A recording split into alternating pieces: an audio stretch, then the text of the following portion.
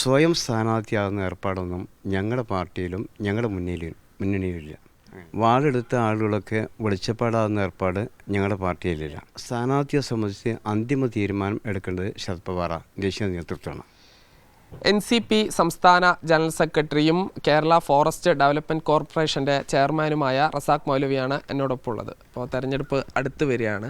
നിങ്ങളുടെ പാർട്ടിയുടെ തന്നെ ഈ കോഴിക്കോട് ജില്ലാ പ്രസിഡന്റ് പറഞ്ഞത് ഇനി മന്ത്രി AK ശശീന്ദ്രൻ മത്സരിക്കില്ല എന്നുള്ളതാണ്. ഞങ്ങളുടെ പാർട്ടിക്ക് ഒരു പ്രോസസ്സുണ്ട്. സാധാരണഗതിയിൽ ഇടതുപക്ഷ ജനാധിപത്യ മുന്നണി കൂടി സീറ്റ് വിഭജനമൊക്കെ പൂർത്തീകരിച്ചതിന് ശേഷം അതത് കക്ഷികൾ ചർച്ച ചെയ്യും. സ്വാഭാവികമായും ഏതൊക്കെ ജില്ലയിലാണെങ്കിൽ ആ ജില്ലാ കമ്മിറ്റിയുമായി ഡിസ്കസ് ചെയ്യും. അങ്ങനെ ഡിസ്കസ് ചെയ്തതിന് ശേഷം ആണ് ആ ചർച്ചകളൊക്കെ ആരംഭിക്കുക. ഇപ്പോൾ ചില ദൃശ്യമാധ്യമങ്ങളിലൊക്കെ കാണുന്നുണ്ട് ചില മുന്നണികളും പാർട്ടികളൊക്കെ ചർച്ച ചെയ്ത്. ഞങ്ങളെ സംബന്ധിച്ചിടത്തോളം ഞങ്ങൾ ഒരു പരിമിതമായ 3-4 സീറ്റിൽ മത്സരിക്കുന്ന ഒരു കക്ഷിയാണ്. 60, 65, 70 സീറ്റിൽ മത്സരിക്കുന്ന കക്ഷികളെ സംബന്ധിച്ചിടത്തോളം ഇപ്പോൾ തന്നെ അവർക്ക് അതിൻ്റെ പ്രോസസ്സിങ്, അതിൻ്റെ ചർച്ച ഒക്കെ നടത്തേണ്ടതുണ്ട്. ഞങ്ങളെ സംബന്ധിച്ചിടത്തോളം ആ ബുദ്ധിമുട്ടില്ലല്ലോ. 3-4 സീറ്റിൽ മത്സരിക്കുന്ന ഒരു കക്ഷി എന്ന നിലയിൽ ആ സമയത്ത് ആരംഭിച്ചാൽ മതിയോ? ചർച്ച ഇതുവരെ ആരംഭിച്ചിട്ടില്ല. ഇങ്ങനെ മന്ത്രി AK ശശീന്ദ്രൻ അദ്ദേഹം ദീർഘകാലം MLA ആയി, മന്ത്രിയായി. സ്വാഭാവികമായിട്ട് അദ്ദേഹം മാറി നിൽക്കണം എന്നുള്ളൊരു ആവശ്യമാണ് ഈ കോഴിക്കോട് ജില്ലാ പ്രസിഡന്റ് ഉൾപ്പെടെയുള്ളവർ പറയുന്നത്. ഇതിനെ പാർട്ടി എങ്ങനെയാണ് കാണുന്നത്? ഇത് നമ്മുടെ ശ്രദ്ധയിൽപ്പെട്ടില്ല. നിങ്ങൾ പറയുമ്പോഴാണ് അത് നമ്മുടെ ശ്രദ്ധയിൽ വരുന്നത്. ഞാൻ സാദിനോട് സൂചിപ്പിച്ചല്ലോ, ഇതിനൊരു സിസ്റ്റം ഉണ്ട്.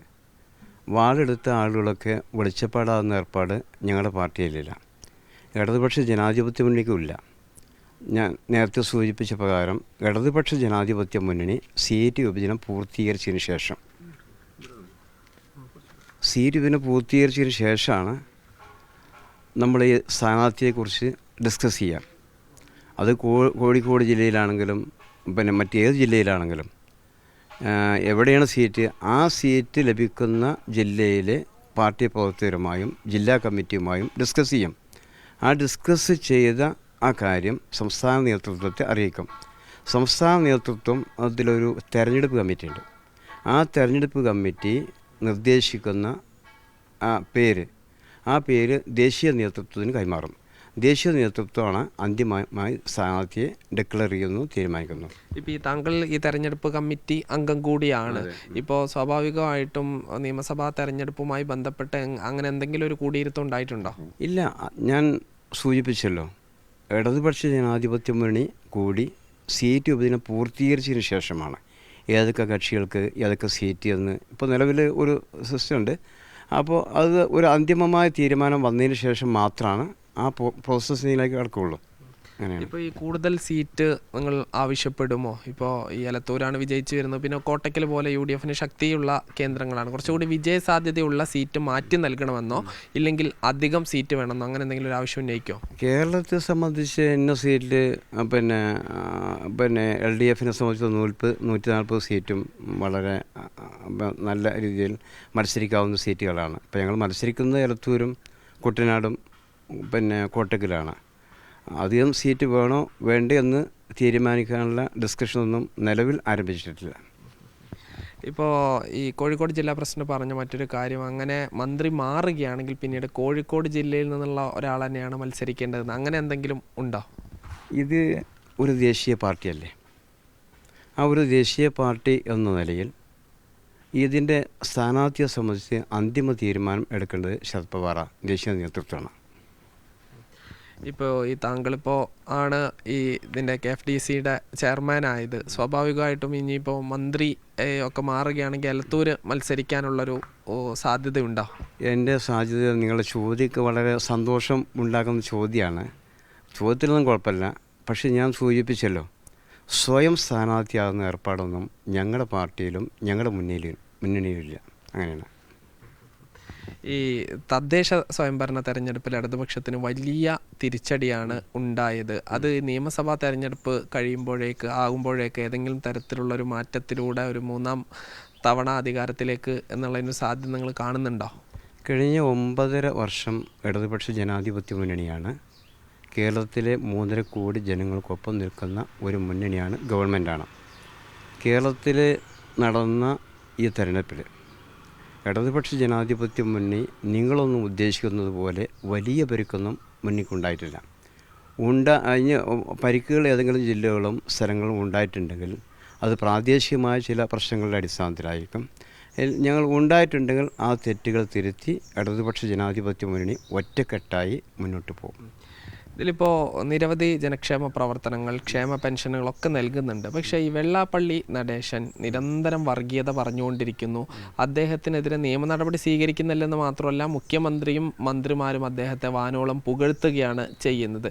ഇത് വലിയ ഒരു അർത്ഥത്തിൽ പ്രത്യേകിച്ച് ഈ മലബാർ ഏരിയയിലെങ്കിലും തിരിച്ചടിക്ക് കാരണമായിട്ടില്ലേ? വെള്ളാപ്പള്ളി നടേശൻ ഒരു സമുദായത്തിൻ്റെ ഒരു പ്രമുഖനായ നേതാവാണ്. അദ്ദേഹത്തിൻ്റെ വ്യക്തിപരമായ അഭിപ്രായങ്ങൾ പറയുന്നു, സംസാരിക്കുന്നു. അതിനോട് യോജിക്കുന്നവരും യോജിക്കാത്തവരും സ്വാഭാവികമായിട്ടും ഉണ്ടാവാം. അദ്ദേഹത്തിൻ്റെ അഭിപ്രായം സൂചിപ്പിച്ചത് മാത്രം. പക്ഷേ ഇടതുപക്ഷ ജനാധിപത്യ മുന്നണിയെ സംബന്ധിച്ചിടത്തോളം സമുദായ നേതാക്കന്മാരുടെ അഭിപ്രായവും അവരുടെ മറ്റുള്ള വിഷയങ്ങളൊന്നും ബാധിക്കുന്ന വിഷയമല്ല. ഇടതുപക്ഷ ജനാധിപത്യ മുന്നണി ഒരു സെക്കുലർ മുന്നണിയാണ്.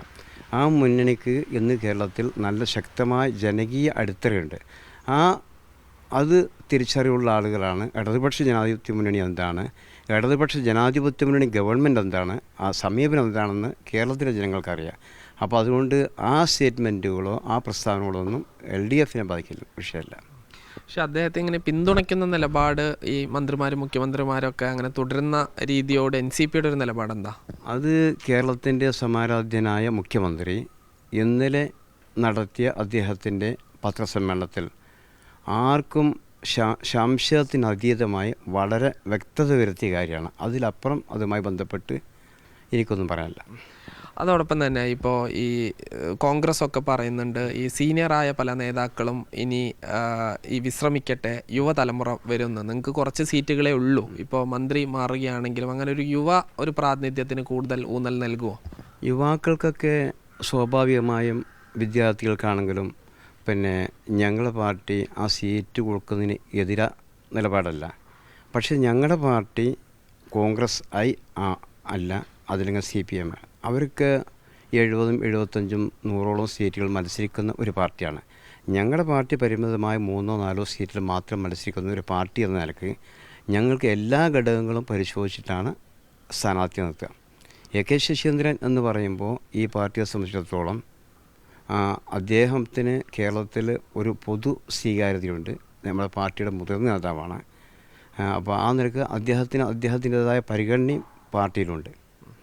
അതായത് ഇപ്പോൾ AK ശശീന്ദ്രനെ പോലുള്ള അദ്ദേഹം MLA, മന്ത്രി ഒക്കെ കൃത്യമായ സ്ഥാനങ്ങൾ നൽകി കഴിഞ്ഞു. ഇനിയിപ്പോൾ പറഞ്ഞതുപോലെ ഈ ഒരുപാട് സീറ്റില്ലാത്തത് കൊണ്ട് ഈ എല്ലാവരെയും പരിഗണിക്കാൻ കഴിയുകയുമില്ല.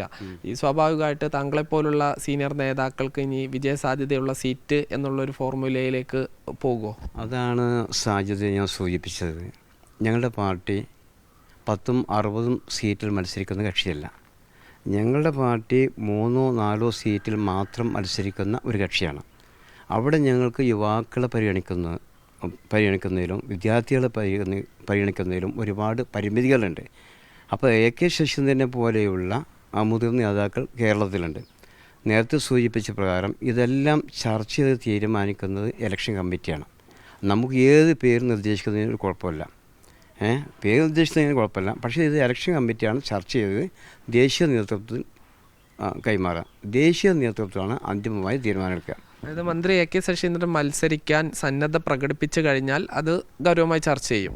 അദ്ദേഹത്തെ സംബന്ധിച്ച് കേരളത്തിലെ രാഷ്ട്രീയ സമൂഹത്തിന് കൃത്യമായ ഒരു അവബോധമുണ്ട്. അദ്ദേഹം മുതിർന്ന നേതാവാണ്, NCPയുടെ വർക്കിംഗ് കമ്മിറ്റി അംഗമാണ്. അപ്പോൾ അദ്ദേഹം സ്വയം ഷർട്ടിടുന്ന ഏർപ്പാട് ഒന്നും ഉണ്ടായിട്ടില്ല. അദ്ദേഹം പാർട്ടിയുടെ ചട്ടക്കൂടിലും പാർട്ടിയുടെ നേതൃത്വം പറയുന്ന അനുസരിച്ച് മാത്രം മുന്നോട്ട് പോകുന്ന ഒരു മുതിർന്ന ഞങ്ങളുടെ പാർട്ടിയുടെ നേതാവാണ്. അദ്ദേഹത്തെ പോലെയുള്ള ആളുകളെ സത്യത്തിൽ മാറ്റി നിർത്തേണ്ട സാഹചര്യം ഇപ്പം നിലവിൽ കേരളത്തിലില്ല. എന്തായാലും NCPയുടെ ഈ സംസ്ഥാന തെരഞ്ഞെടുപ്പ് കമ്മിറ്റി ആയിരിക്കും ഇത് സംബന്ധിച്ച് വിശദമായ ചർച്ച നടക്കുക.